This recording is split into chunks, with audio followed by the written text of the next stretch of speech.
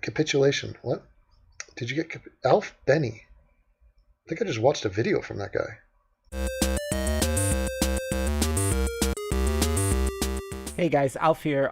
Today I'm going to talk about a documentary called The Red Pill by Cassie Jaye and its reception in Australia. Okay, so as a brief description, Cassie Jaye was an actress, or maybe she still is. I'm not sure if she's still pursuing acting, but she makes documentaries now. She's made a couple of feminist documentaries or women's rights documentaries. But she, through the internet, she discovered the men's rights activists and saw all the negative things that it appears they are saying. So she decided to make a documentary and question these people and see why they hold these views, and maybe call them out on how their views are bad.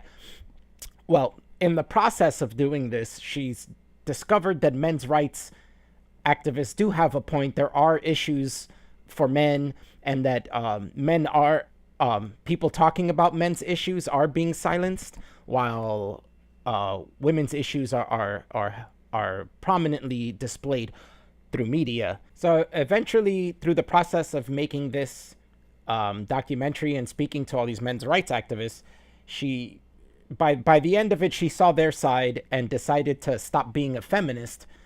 So she no longer labels herself a feminist. She doesn't label herself a men's rights activist either. She's got a middle point where she sees that both sides have issues, and we can't really silence one side to fix the other side's issues. We should be fixing both those issues, which is a good point, and where I stand too. To be clear, I'm not anti-feminist. There are a lot of feminists, especially on YouTube, who say some stupid shit, and that shit should be rebutted. But that goes for everyone. Anybody who holds dumb views should be rebutted. So there's been a massive backlash against this film in Australia. In the rest of the world, it's doing fairly well. Cassie Jaye won the Women in Film Awards in LA, and basically in most countries it's been fairly well received. There hasn't been much of a backlash. There has been some, but not terrible. But Australia, they're going ham on this shit. Basically, they've been protesting the screenings at theaters and having those screenings canceled or shut down because of fear of violence and stuff like that, or people just not even being able to get through the crowds to get in. And also in the media, it's been portrayed badly. They take it out of context, and they're just basically blindly bashing the film and questioning her in ways that don't make any sense if you had watched the film. And I'll show you examples of this. We're going to go through some little some little snippets of the news clips, so I can show you some of the way that the media portrays her in Australia. Okay, so first, we're going to go into the interview by a news show in Australia called The Project, and let's see how they treat her on this show. We've had a lot of success in other countries, so Australia is really the only place that we've had protests and petitions and bannings like this. Do you have an understanding as to why those protests are there? I do not. This is my first time visiting Australia. I'm curious what is different about Australia that makes this topic so polarizing and so fearful to people that they actually want to shut it down and silence it and pull it from theaters. I'm not sure why there's so much resistance in Australia. Cassie, I think it could be to do with the fact that a couple of years ago our Australian of the Year was a mum who lost her only son at the hands of his father in a domestic violence incident. One woman is killed every week at the hands of domestic violence. It's really on the agenda here in Australia. It's not tolerated, and we're really trying to move forward and get it on a path where women aren't dying. I think that is why your film has hit a nerve. And it was his son that passed? It was her son who was killed by his father. I didn't know about that, but that is interesting because it shows that there are male victims of domestic violence. Sorry, that's the lesson you took from that? Because children are always factored into the domestic violence conversation. The point that I think a lot of people take from that is that the violence was perpetrated by a man in that situation, as it overwhelmingly is, particularly in cases where there's a fatality? This is a very, touchy subject that does, can quickly offend people, so I'll use my words wisely, but it's something that I really thought long and hard about while I was making the red pill. Where I've come today after 4 years of working on the red pill is that we have to distinguish between victims and perpetrators or criminals or the evil people in the world, because, a boy who is being abused by a parental figure, that is a boy that deserves care and compassion and resources if he needs to find help. So as you could see, she brought up the point that the victim in this case was male, and kind of left the host flabbergasted. If you see, there's like a slight pause, like he didn't know what to say, and then he was like, "Oh, that's what you got out of that?" And it's like, yeah, that's what she got out of that. The victim was a boy. Sure, the woman is a victim as well. She lost her son, but ultimately the main victim of this event is the boy. He's the one who lost his life. And yeah, the perpetrator was male, but in focusing on the perpetrator being male, you're neglecting that the victim was also male. So we should also look at men as well, right? Look at the males on this side, because not only could they be perpetrators, but they can also be victims.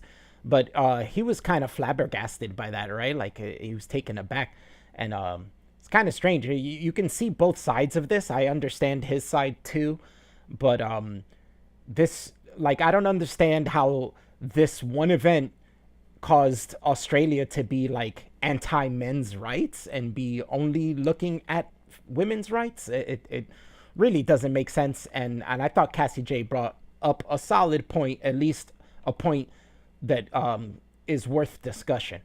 And so I'm not sure about in Australia, but in the US, we only have one domestic violence shelter that accepts male victims and over 2,000 for female victims. In the movie, you start by Googling rape culture. Now, you notice how she elaborated on her view on this, about how, yeah, we can't just focus on the perpetrator. We have to focus on the victim as well. And the victim is male as well.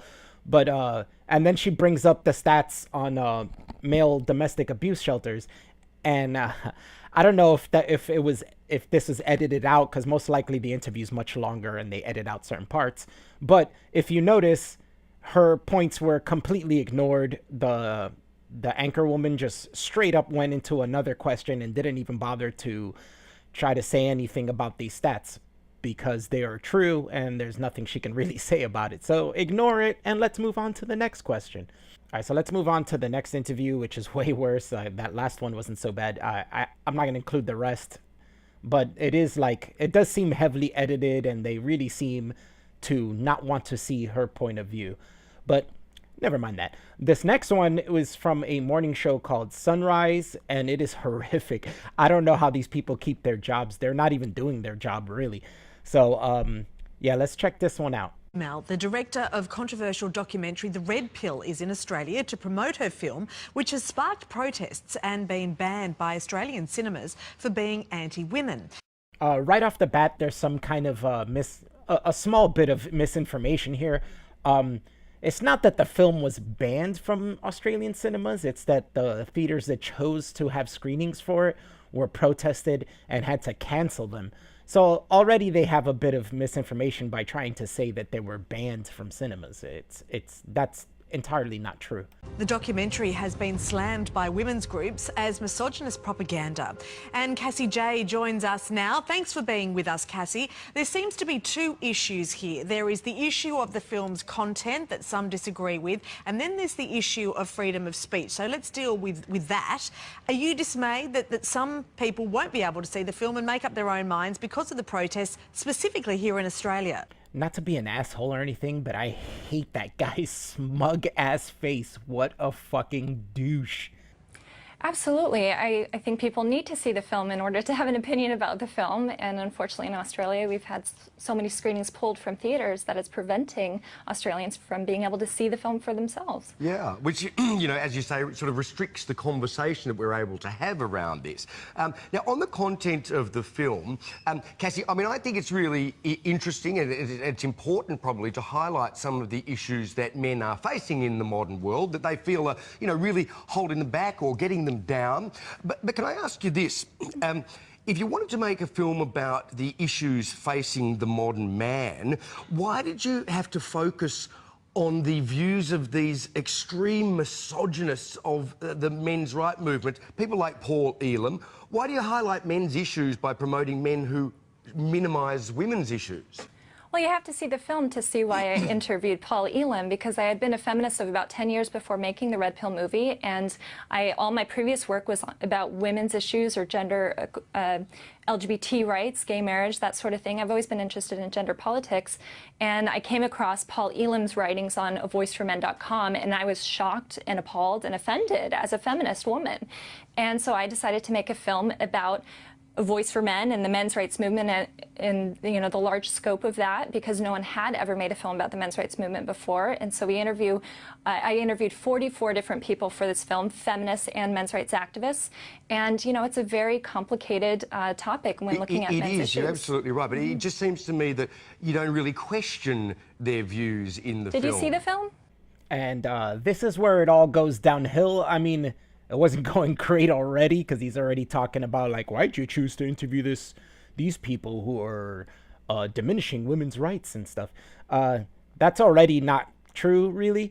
But yeah, it all goes downhill from here. What the funniest part is, they just finished saying right at the beginning how they started the interview was that in order to discuss the film and its topics, you need to see the film. And if you don't see the film, you can't really have a conversation on it or have an opinion to say, this film shouldn't be aired and stuff. But funny enough, they didn't watch the movie. Fucking idiots. Well, we saw as much as we could because your publicist wouldn't send us the full thing. I sent you the screener link actually to the full film. So we watched as much as we could, yeah. But you could also buy the film on Google Play, no, Vimeo, and we Amazon tried to do that and we couldn't. Personally, I think this is total bullshitting. I think they're lying. They just didn't want to give the film a chance, or they were just lazy and didn't feel like being prepared for their job. Their job is to talk, their job was to interview her about this film and its contents, and they didn't even watch it. They came up with all these excuses, which I'll show you later. Cassie Jaye debunks, and really they were just being biased and wanted to bash this film. As it may, it just seems from what I have seen of the film, there's not a lot of questioning of some of their views. Isn't that really dumb to say? Like, from what I have seen of this film, you haven't really questioned their views. Well, maybe the questioning of their views were in the parts that you didn't see, dumbass. At least if you didn't see it, be honest and be like, well, I didn't see the movie. Did you question their views? Not, well, you didn't really question their views. Ask her. You're interviewing her. Ask her. Did you ask these questions? That's all. Yes, there is. Absolutely. If you've seen... Oh my God, did you see that fucking guy's, like, smug face he made for that? Like, the second she responded, like, yeah, I did question them. He's like, oh. Like, get the fuck out of here, you pretentious asshole. In the film, you would see the questions that I asked and their answers. And this film is not propaganda. I'm not promoting any kind of view that the viewer should take away. It's simply a journey looking at what men's rights activists have to say, what the feminist rebuttal is, and the audience is able to make up their own mind. Well, just on Paul Elam and about the questions that you asked him, did you ask him about his writings where he had encouraged people to go out and bash women? Yes, or about I did ask him about all of that. But was that included in the film? And what did he say about that? Is. And did you agree with his original writings on that? Well, at least at this point, the female anchor has admitted that she didn't really watch the film and is asking the question now. At least I don't see that as bad. She's asking the questions. She knows it's been fucking displayed that she hasn't watched the film at all and doesn't know. So at least she's asking the questions instead of like being like the male anchor who was saying, well, why didn't you do this? Why didn't you do that? I do not agree with his approach and his kind of provocateur approach to these issues, but at the same time, the way that he tries to get people to listen is by offending them to get them to read his website. And, ironically enough, that's what got me to make the film was I was offended by him, and so I looked deeper. I went down the rabbit hole, and that's the Red Pill movie. Yeah, well, I mean, we've done a lot of reading around Paul Elam over the years. In fact, we've interviewed Paul Elam, and there's no denying that a lot of what he says is deeply misogynist. My concern, Cassie, is just is that in setting up these guys as the spokesman for the issues that men face, we promote an opposition between men and feminism that's counterproductive to the genders working together to solve everyone's problems. The problem here of what he's saying is how the opposition between the genders for like solving problems and stuff. It makes sense. What he's saying is right. But the funny thing about what he's saying is that he's putting that all on Paul Elam and guys like him when there's tons of feminists on the other side doing the same thing and separating issues and only focusing on women's issues and not wanting to discuss things with the other side in order for them to work together to solve issues. That's not happening. Both sides are polarized. Both sides are trying to stop each other. But really, the men's rights activists are really against feminists because feminists are constantly trying to shut them down. And if you watch the movie, you see that. If you research and look up videos of when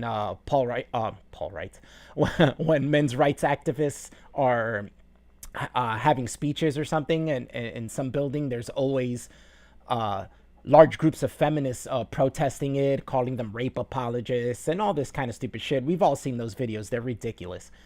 My film looks at what men's rights activists have to say, all the different voices and approaches to this conversation, and what feminists have to say, and it's just allowing the viewers to make up their own mind. I think we have to have this conversation about what is going on for men in family courts and male disposability and falling behind in education and paternity rights and all of these things. I totally agree that they are all conversations worth having. Why not have them with regular men, not guys who are in charge of the most misogynistic, anti-woman, anti-feminist organisations in the world? I interviewed Dr. Warren Farrell, who is very even... Oh, God, the more I watch this video, the more I fucking hate this guy. Look at his face. He just finished talking about how Paul Elam and the men's rights activists being so misogynistic and anti-woman. And then he, like, smile and kind of laughs about it a little, like he's so proud of himself for saying that. I'm a good man because I called these people out for being misogynistic. No, you're an idiot. Even if it is true, it's irrelevant right here to bring that up, and it's irrelevant to be so proud of it. That's ridiculous to be proud of saying that. But she just finished saying how she interviewed a wide variety of people, and the feminists, men's rights activists, and not even activists, just people who point out how men's rights issues are being ignored. And the point is for people to make up their own mind. So if you're going to do that, you do have to show all sides, even the extremist sides. Minded. I also interviewed Mark Angelucci, an attorney who works on behalf of men's issues.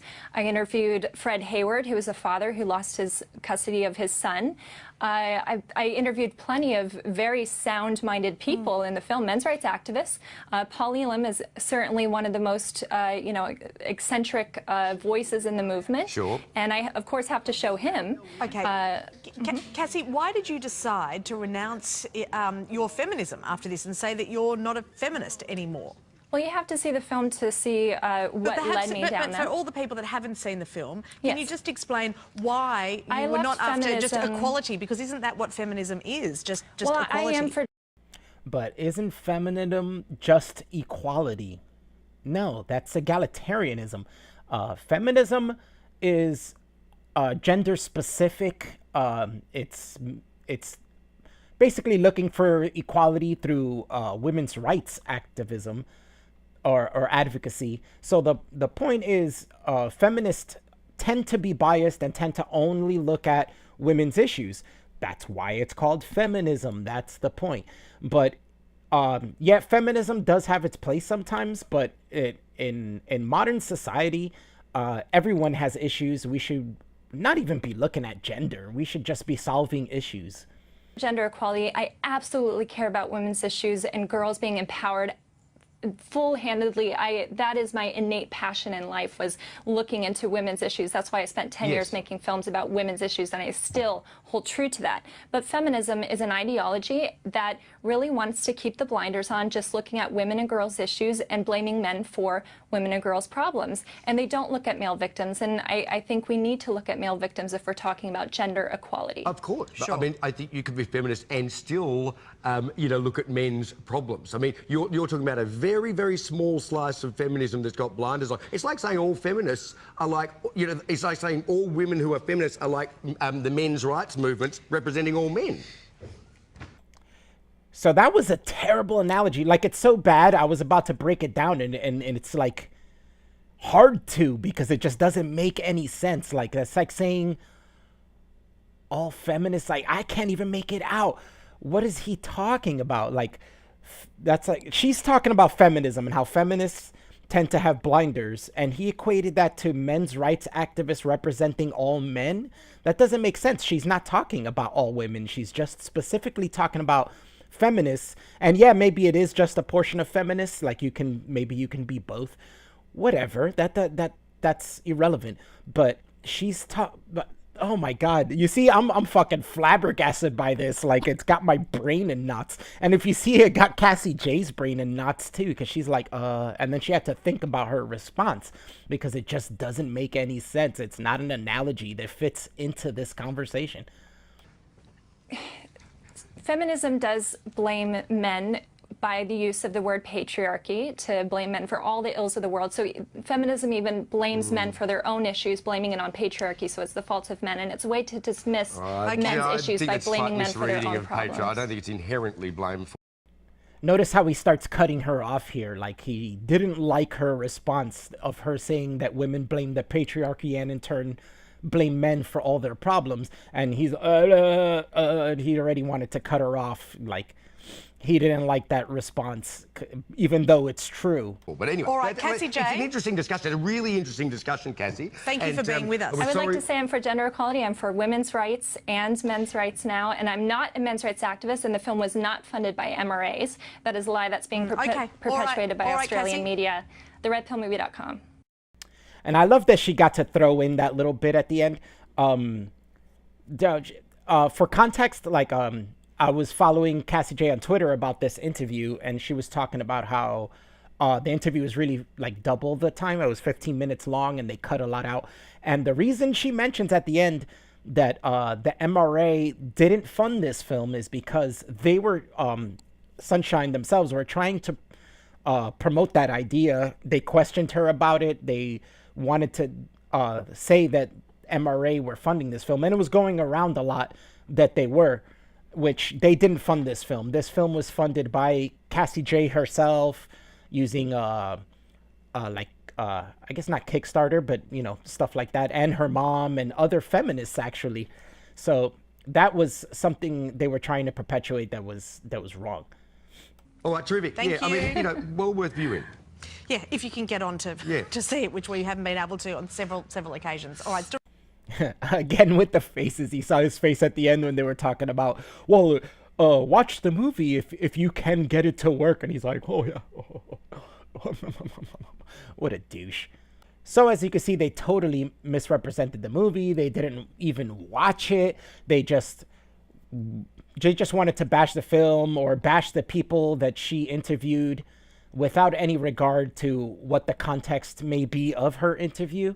So it's kind of like saying somebody interviewed Richard Spencer, say, and you don't even watch the interview. And then when you interview the interviewee, you tell him, why would you interview Richard Spencer? Why didn't you ask him about his views on white nationalism? You know, and it's like, I did ask him that. So these people are just not even doing their job. I don't even know how they even keep their jobs, especially the guy. He was even worse because he was asking on the pretext that he did watch the film, even after it was outed that he didn't watch the film. So the saving grace here for Australia or Australian TV is Andrew Bolt. He gave her an unbiased interview and called out the other media for basically being biased and bashing the film without even watching it. Joining me is Cassie Jaye. Cassie, thanks for your time. Listen, I warned you last year Australia was different. I warned you. Yes, you did. Now, well, look, Cassie, first of all, let's go from the start. Tell me again what your film is really about, as opposed to what the hosts there of the project and of Weekend Sunrise claimed it was about. My film, The Red Pill Movie, looks into the men's rights movement. It's the first ever film documentary to look at the men's rights movement and men's issues under that broad umbrella. And I started the film as a feminist of about 10 years, making films on women's issues or LGBT rights. I've always been interested in gender equality and gender issues. And I spent 1 year filming 44 people, feminists and men's rights activists, and 3.5 years to complete the film. And it was, a very complicated, complex journey that I went on, and I did my best to show the audience in a 2-hour film the transformation I went through, hearing from men's rights activists and feminists and trying to find some middle ground. Now, notice the difference between the other interviews I showed you in this one. He straight up let her explain what the movie is. He didn't try to interrupt her and stop her halfway through. He didn't try to interject what he thought the movie was about, or even talk about the people that she interviewed. He just straight up asked her, "What's your movie about?" That's how it should be done. To say one doesn't agree with the film is crazy, because you have both points of view there. You could only disagree with what a speaker in it may have said, but this idea that it's suddenly ramming down rapists and bigots down your throat is an absolute joke. That's a very solid point, how you can't really disagree with the movie. You can only disagree with the points of someone who's being interviewed in the film, because she's interviewing people with all different types of views. You know what I'm saying? Like men's rights activists, some guy, there's a guy in it who's not even a men's rights activist. He's just a dude who got screwed over on the custody of his kid, and talks about, like, sometimes we got to look at these issues too. So that was a very solid point Andrew Bolt made. And as you can see, it's more unbiased, because he's saying, yeah, you can disagree with the men's rights activists in that film and agree with feminists in the film. The point is to watch the movie, get all the points of views, and come up with your own conclusions. Now, can I ask about your reception here, Cassie? Because I know it's been bruising for you. I've heard it's been very bruising, because you first, of course, had those campaigns to ban your film, and now these media attacks on you personally. Have you ever come across this level of hostility in any other country? Never. I've never been treated like I was on Sunrise and also The Project. A lot of people don't realize that The Project, my interview with them was heavily edited down, and my full at least 15-minute interview with The Project that they edited down to 5 minutes, my full interview with them was very hostile and very aggressive and on the attack. I definitely felt ambushed. So yeah, I've never been treated in any other press appearances like I have been on Sunrise and The Project. Yep, just as I surmised that interview was cut. You could kind of tell, because she'll be like mid-sentence and pause and be like, and then all of a sudden it's going back to another anchor and showing, and they're discussing the next question. On them being hostile towards her, I mean, obviously we just got to take her word on it, but looking at the interview, I can kind of see that. Maybe hostile might be a too harsh of a word, but I could see that, man. It definitely makes sense. They definitely seem very biased, and they seem to want to attack her film instead of taking an unbiased point of view and trying to see the point of it. Now, it seemed to me that interviewers like Andrew O'Keefe there, notorious leftist, but he had in fact made virtually no effort at all to see your film before attacking you for making it. And then he actually claimed, oh, you only sent the link to your film the very night before they went to air. Now, true or false? So I spent all day yesterday, while I've also been ill from exhaustion and coming down with something because of, probably because of how I've been treated while I've been here in Australia. But I spent all day yesterday going through all the emails with my booking agent, who's Bettina Ardent, and my assistant, and also myself, communicating with Sunrise and getting them the links. So the truth is that Sunrise was sent a good link to a screener of the full film on May 9th. My interview with Sunrise was on June 11th. And my assistant also sent another link, again, a good link on the 7th. And I personally sent another link on Saturday, the 10th, making sure that they had a link. So 3 different attempts from 3 different people, all still working links. And on top of that, they could have easily Googled Red Pill Movie Watch and found it on YouTube, Google Play, Vudu, Amazon Prime, Vimeo, tons of locations that you can find it online in Australia. So I can see, as you see here, she totally busted them on the idea that they only got the movie at 9 p.m. the night before. They had like a whole month to watch it. She said the original email they sent them for the screener of the film was in May, which was a whole month before the interview. They had plenty of time to watch it. They could have just gone on the Red Pill Movie website, like she said. They just didn't want to see it. They had no intentions of watching this movie. I mentioned before I thought it could have been laziness, but since they had a whole month to watch it, I really don't think it was laziness. I think they just didn't want to see it. They're like the people protesting this film and being like, it shouldn't be heard, or, you know, I don't care to hear from men's rights activists, which is the misconception of this film, that it's only has men's rights activists in it, which we've already mentioned before.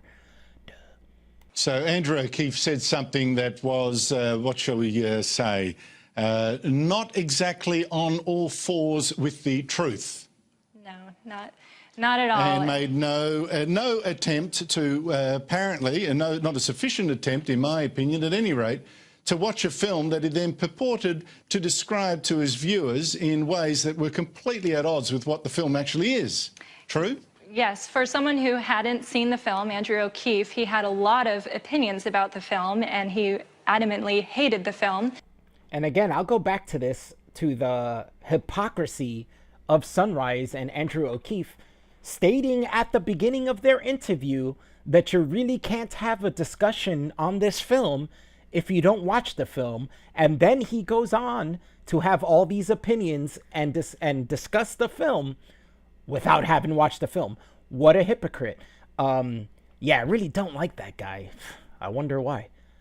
That he hadn't seen it, so you know, that seems to be the going trend here in Australia with these petitions, are people who are against the Red Pill movie without ever having seen it, and people who have seen it know that there's nothing anti-women or anti-feminist about the film. It's simply looking at all different perspectives and allowing the audience to make their own opinion. Correct. We interviewed last year a very brave young woman from Sydney University who arranged her own screening despite the security threat, because she had watched it and she said, what is the big fuss about? I will not be silenced or told what I can and can't see. So good on her. Cassie, what has this experience told you about the level of debate in Australia? Well, there's obvious silencing tactics happening, and I think, you know, a large part of the censorship around the Red Pill movie here, pulling the film from various theaters like Dendy and Palace Cinemas, I think it's the result of potentially, you know, fear-mongering by these types of media outlets like The Project and Sunrise, inciting fear in the public and the people that this film is something that needs to be, you know, locked away and never see the light of day because it's just too dangerous for Australia, and it's absolutely ridiculous. So I urge people to watch it for themselves, and then you will see through what the fear-mongering tactics in Australian media is. You'll see through it. So as you see, this is a proper interview. Andrew Bolt didn't interject his views on the movie itself. He didn't interject and, you know, and call out any of the people she interviewed in the film to say anything negative about them. He basically let her describe what the movie was, asked her about her reception in Australia, and called out the people who interviewed her biasly. That's the way it should be done. But Australia is really rough right now with that, man. They're really having a big leftist push, and that's causing a big push from the right.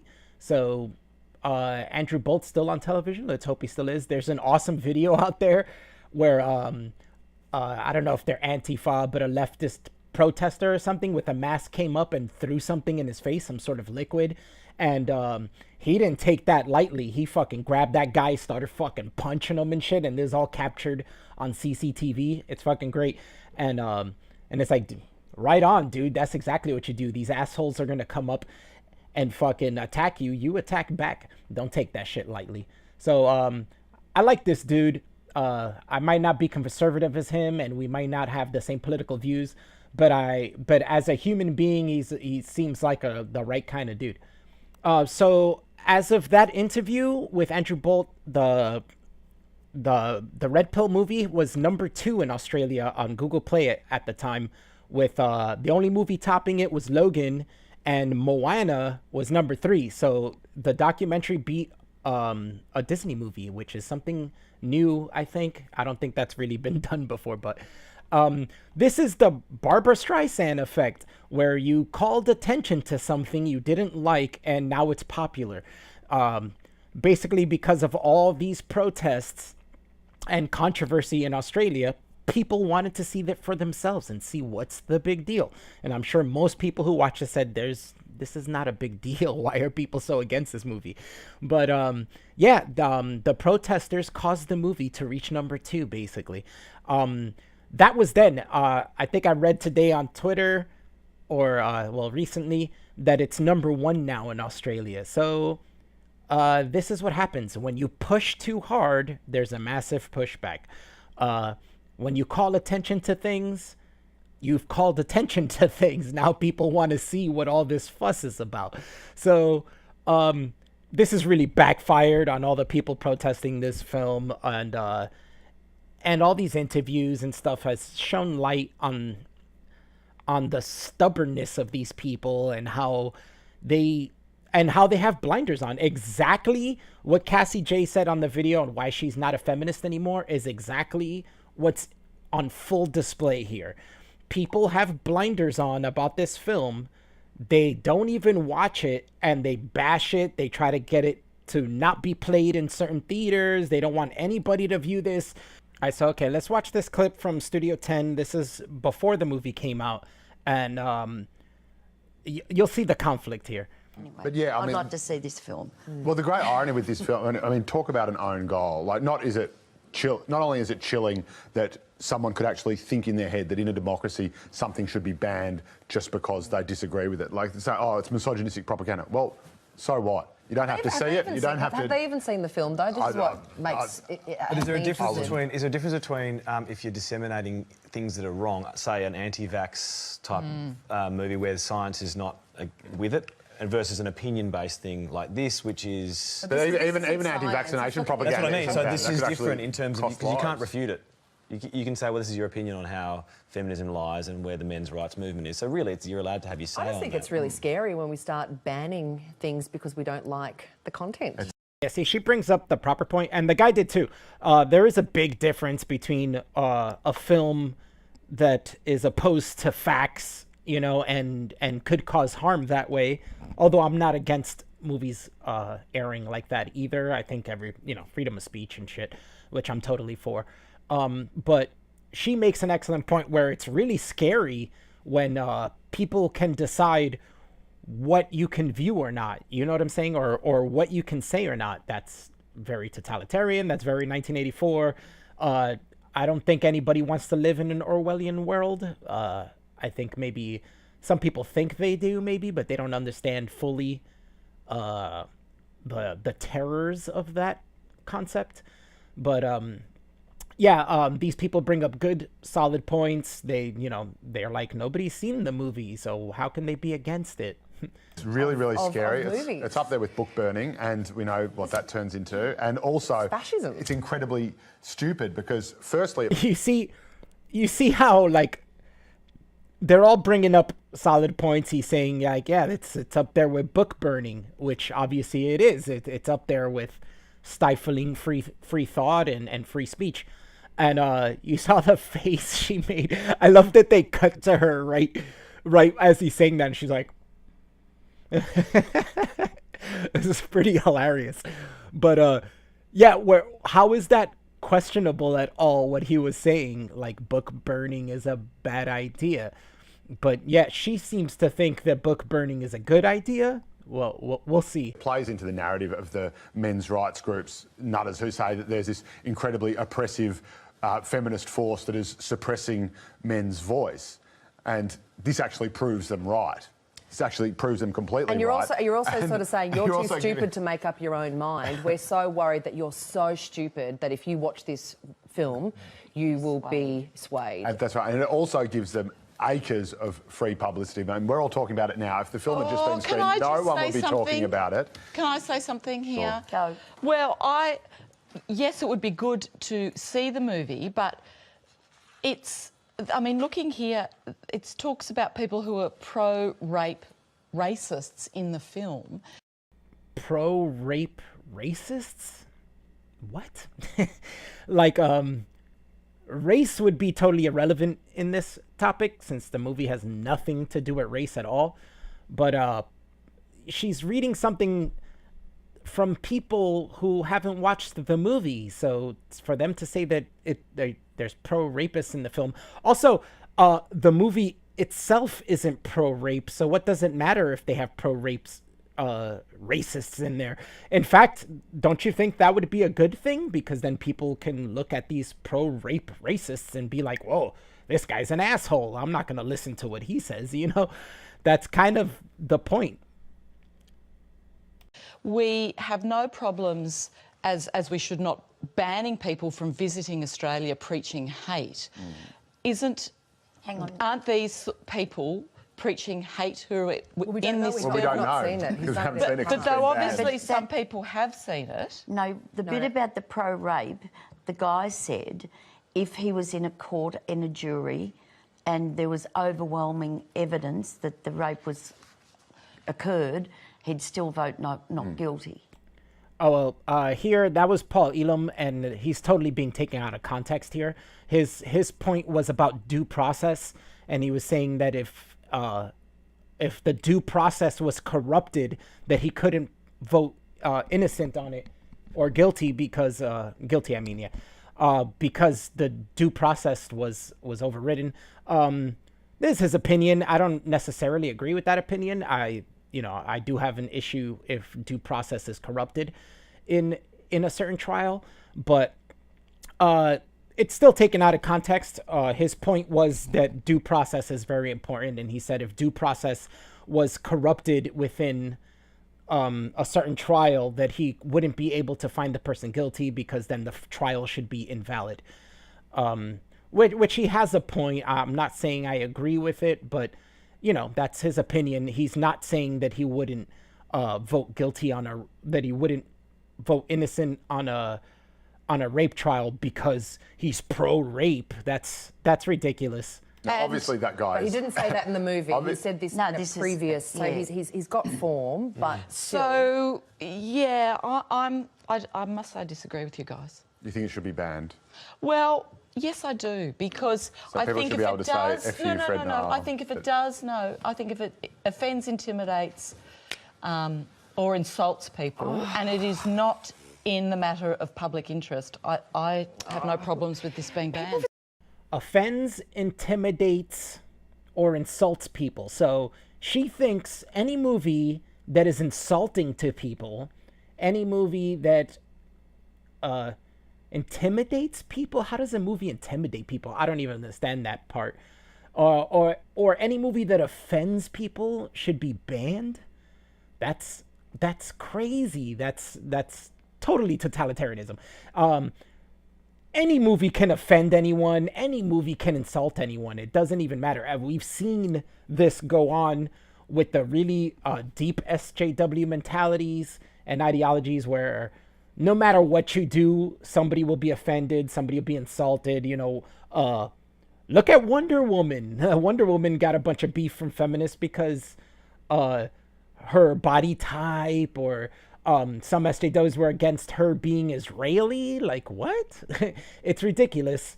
And yeah, what she said is utterly ridiculous, and it's kind of the prevailing notion and ideas of the current super left, the super far left. It's got to stop being so hypocritical. You can't just say let's ban it because I don't like what's in it. the exact answer for this. That was the perfect answer. Yeah, it's hypocritical. Who chooses what movies are banned or not is ridiculous, because like I said, what's offending to one person is not to another, and then what's offending to that person is probably what's not offensive to you. So you can't really come up with that. It's very hypocritical, as she said. You know, like on one hand, Well, we then can't why say, you do know, we it's great. ban people from visiting here, saying we don't like what you're saying? Because it's inciting hate. But you could argue that this film incites But we haven't seen the film. We haven't seen the film. I love how that dude was laughing at her. Like, you haven't seen the film. How do you know it's inciting hate if you haven't seen the film? You're taking talking points from people who haven't seen the film and just coming up with assumptions. Duh. When Muslim clerics, extreme Muslim clerics, are coming out and saying that all Jews should be exterminated, bad. When men are saying, well, we feel oppressed because of these reasons, I think that's fair enough. People should be able to have their say, and these safe spaces and this kind of, you know. Like, what was that sound? She's really fucking not liking what she's saying.